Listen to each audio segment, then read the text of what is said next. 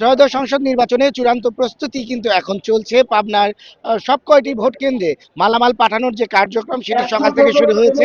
পাবনা সদর উপজেলার এই অডিটোরিয়াম থেকে পাবনা সদরের 163 কেন্দ্রের যেই স্বচ্ছ ব্যালট বাক্স সহ নির্বাচনী যে সরঞ্জাম সেগুলো কিন্তু এখানকার আনসার সদস্য, প্রিজাইডিং অফিসার, সহকারী প্রিজাইডিং অফিসার যারা রয়েছেন তারা তাদের দায়িত্ব বুঝে নিচ্ছেন। মালামাল বুঝে নিয়ে ইতিমধ্যে কিন্তু স্ব কেন্দ্রে রওনা হয়েছেন।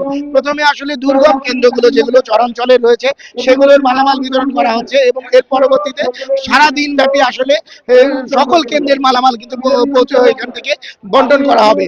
তো এর পাশাপাশি পাবনার সদর উপজেলায় 10টি ইউনিয়ন এবং একটি পৌরসভার মধ্যে যে ভোট কেন্দ্রগুলো রয়েছে 163টি ভোট কেন্দ্রের মধ্যে 16টি ভোট কেন্দ্র কিন্তু অধিক গুরুত্বপূর্ণ বা ঝুঁকিপূর্ণ বলে বিবেচনা করা হচ্ছে।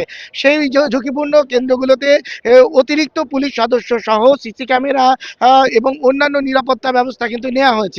এর মধ্যে আমরা কথা বলেছি পাবনার সদর উপজেলা নির্বাহী কর্মকর্তা, তার সঙ্গে তিনি জানিয়েছেন যে এই মালামালগুলো দেওয়ার পাশাপাশি যে এই নিরাপত্তায় যে ব্যবস্থাগুলো সেগুলো সমন্বয় করা হচ্ছে এবং এখানে আনসার সদস্য সহ নিরাপত্তায় যারা দায়িত্ব পালন করবেন তাদেরকে তাদের দায়িত্ব এবং সামগ্রিক ব্যবস্থা সম্পর্কে একটি অবাধ, সুষ্ঠু, নিরপেক্ষ নির্বাচন করার জন্য যা যা করণীয় তা কিন্তু তারা করছেন। নতুন রিন গভীর থেকে পরিষ্কার করে কাপড়কে রাখে নতুনের মতো উজ্জ্বল। নতুন রিন অ্যাডভান্স পাউডার। এর পাশাপাশি আজ রাতে কিন্তু প্রিজাইডিং অফিসাররা তাদের এই যে টিম সেগুলো নিয়ে সেই স্ব কেন্দ্রে অবস্থান করবেন এবং আগামীকাল সকাল থেকেই শুরু হবে ভোট গ্রহণ। তো সব মিলে নিরাপত্তা এবং অন্যান্য সকল প্রস্তুতি সম্পন্ন এখন একটি শান্তিপূর্ণ ভোট গ্রহণের অপেক্ষায় কিন্তু পুরো পাবনাবাসী অপেক্ষা করছেন। জানি যে 12 ফেব্রুয়ারি আমাদের ত্রয়োদশ জাতীয় নির্বাচন এবং গণভোট 2026 অনুষ্ঠিত হতে যাচ্ছে।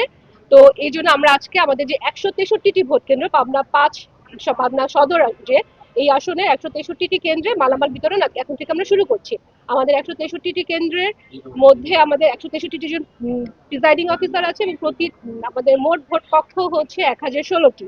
তার মানে 1016 জন আমাদের সহকারী প্রিজাইডিং অফিসার আছে, তারা এখানে প্রস্তুত আছেন এবং আমাদের প্রতিটা কেন্দ্রে 13 জন আনসার সহ মোট 16 জন অথবা গুরুত্ব বিবেচনায় 17 জনের একটা ফোর্স থাকবে প্রতিটা কেন্দ্রে। এছাড়া আমাদের মোবাইল টহল টিম থাকবে পুলিশের, 14টি টহল টিম থাকবে পুরো আসনে, আমাদের ম্যাজিস্ট্রেট থাকবেন, আমাদের সেনাবাহিনীর টিম থাকবে, বিজিবির টিম থাকবে, পর্যাপ্ত সংখ্যক থাকবে। আমাদের সেক্টর অনুযায়ী তারা বিভাজন করে নিয়েছেন কে কোথায় ডিপ্লয়েড হবেন।